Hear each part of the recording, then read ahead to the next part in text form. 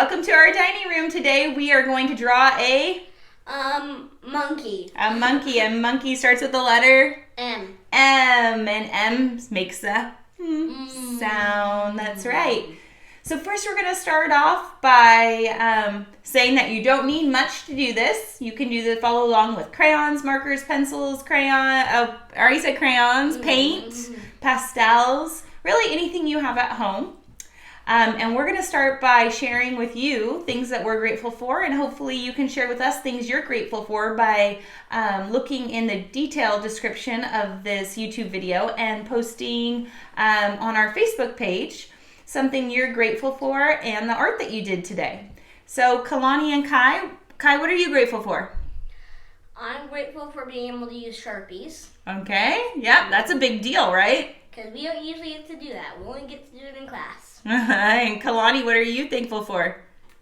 I'm thankful for using Sharpies too, because I don't get to use it at home very much, and I don't get to use it in class either. Really? Well, you do when you're doing art, right? Yeah, we do a lot of drawing in our class, and none of that means Sharpies. Oh, okay. All right. Well, I am grateful because the sun is out shining, and in a little while we're going to be out there enjoying the weather. Let's go ahead and get started. We're going to go, this is going to be a fun project where eventually we're going to turn it upside down and it's going to look super silly. So let's go ahead and start with the tail. And the tail is a C shape. So we're first going to do a C shape for the tail coming out from the corner. And then from there, we're going to make another C until we come up backwards. And then we're going to pretend like the tail is, we're going to skip this area and come back down, just like that. And there's our tail. Now after the tail, we're going to go over to the head. And if you see, the head is kind of like a sideways C, or you can think of it as a circle that's not completed, right? So we have pretend like a circle and part of it's going off of the page. So that's what we're gonna do over here is we're gonna go ahead and make part of a circle, just like that. All right. Do you see how my art looks different than the one that I already did? That's because every piece of art is unique and different, just like you. That's what makes it so special. Now if you look at the ear, it's another C shape. Let's go ahead on the side of the head and draw a C. And then we're going to draw a smaller C inside of it for the inside of the ear. And then I decided to do a swirly.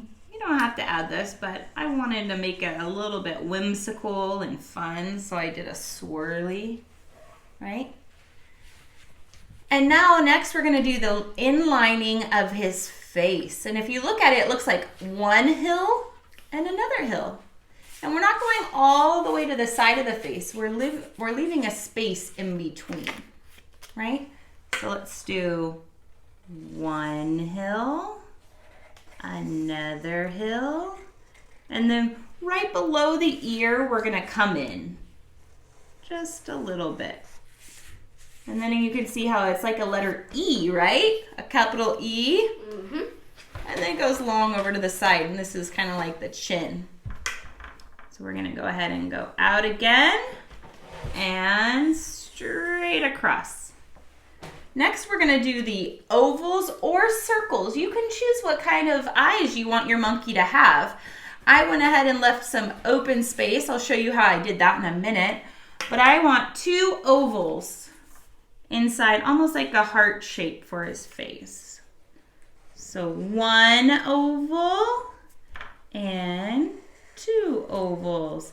And then at the top, I put a C in each eye. And I'm not gonna color in that spot. But I am gonna color in all this other space down there black, okay? Let's go ahead with our marker, or you can save it later until you use paint or crayons, pastels or chalks to color it in. You can do it any color you want to. Oh, my monkey, I see he's getting a little bit sideways. Sometimes working from this angle, I'm off a little bit, but that's okay because art is different, right? Art is unique. Let's go ahead and I'm gonna get in there though. And it's almost like he's looking that way. So I'm gonna make my nose go up a little bit here too. And it's a sideways oval for the nose. Sideways oval, and then I'm gonna leave some light shining on the tip of his nose. So I did a half circle on the top. I'm gonna make him looking kind of over there. And then you see the mouth, it has like a little, right here where the face comes in, you're gonna do a little U, a shallow U. And then I did like a squiggly line for the mouth. And it goes out and around and up, and then another little U shape, right? Mine looks mad. And then it's ready to, yours looks mad. And then they're ready to be painted in. I went ahead or colored in. I went ahead and did the Xing up here, which we've done in a lot of our other work. I use watercolors when I do these tutorials because it's easy for me and fast for me to cover the whole page. While we're getting started, I'll go ahead and answer some questions from some viewers, which was, what type of watercolor paper do you use? And this is not an ad at all. Of course, this is a very family-friendly show, so I really use the most basic, inexpensive products that I have, that I use just with arts and crafts with the boys. So I use a regular pad of watercolor paper by Canson. These run you, I think, less than $9, and I got in this 30 pages. I like to cut these in half for the boys, or quarters. If they're making cards, I'll cut it in half and then fold it. But it's a smaller surface area for them to fill up, which means it's faster, so they stay focused for the whole duration of their art project, which is helpful. And also this watercolor is paper is it's lasted me for quite a while. And then the watercolors that I use are really generic too. They're children's watercolors. I have some nicer watercolors, but for these projects, we just stick to what we have around the house that I assume other families can easily get to. When you're talking, can we start coloring? Yes, please start coloring. Kalani even put some fur on his. So we learned a few things about monkeys while we were researching and deciding what picture we would like to do and what we would like it to kind of feel like when we're all done, which we wanted a fun-loving looking monkey, and I think we accomplished that. And we learned that they're very intelligent, right? They're very smart, and they are silly. They have they each have their own personality, just like humans. They're very silly, and we learned that they some of them have can be very aggressive, right? Mad. And they can have feelings like anger. They can be mad and frustrated and sad and happy, just like people. They're not like robots that most people think aren't alive, so they can't have feelings. They do, yeah, they do have feelings. You're right, because they're not robots. Of course, they're not robots. And some of the robots are actually designed to be exactly like a person, so they do have feelings. Oh, yeah? And then the monkeys, we learned aggression. They do have sharp teeth. And some monkeys even have longer fangs than a particular animal. What do you remember? I think either a lion or a tiger. Yeah, lions. So there are some monkeys out there that have fangs that are longer than lions' fangs. And you can imagine how long a lion's fang is, right? Mm-hmm. So they can also be jokesters. They can be silly and play tricks on each other, right? And what else did we? The first monkey in space. Do you remember what the first monkey in outer space's name was? No. No? What about you? I would guess Jam. Jam? No. Not Jam. Not Jam. Albert, the first monkey in Albert. space, right? Astronauts use monkeys to go into outer space for trial runs. And the first one was named Albert, right? And the female, so that's the girl, spider monkey, which is a type of monkey, has the longest tail, right? And the male, which is the boy, howler monkey. You remember what they said about them? No. The loudest. The loudest monkey. Actually, yeah, one of the loudest animals in the world is the howler monkey. Wow. I know, right? Could you imagine being in his habitat? Listening to him howl? Oh, man. That must hurt your ears, but if you don't know, if you're still little kids and you're learning about, if you haven't learned about other words that words mean, that just means like, it doesn't mean like Nerf gun shot at your face hurt. It just means your ears like have headaches. Oh, okay. Yeah. And they are mammals.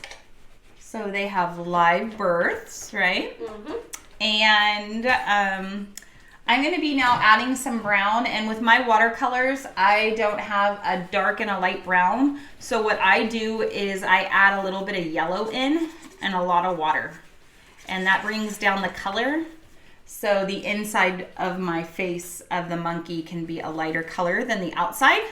That's how blend in. And yeah, and it'll kind of like blend in a little bit. And that's how I solve the problem of not having a white, because what you can do is you can take white to any color, mix it in, and it makes a lighter color. That's right.